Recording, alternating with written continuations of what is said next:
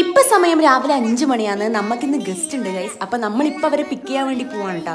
എനിക്കാണെങ്കിൽ ഇന്നലെ മുതൽ ഒടുക്കത്ത വയറുവേദനയാണ്. പീരീഡ്സ് എല്ലാം ആയിട്ട് ഞാൻ ഏറെക്കുറെ സൈഡാണ്. അതല്ലെങ്കിലും അങ്ങനെയാണ്. ഒന്നിങ്കിൽ നമ്മൾ എവിടെയെങ്കിലും പോകാൻ വിചാരിക്കുമ്പോഴായിരിക്കും, അല്ലെങ്കിൽ ആരെങ്കിലും നമ്മളെ വീട്ടിലേക്ക് വരുന്നു എന്ന് പറയുമ്പോഴായിരിക്കും. സ്വാഭാവികം, പറഞ്ഞിട്ട് കാര്യമില്ല.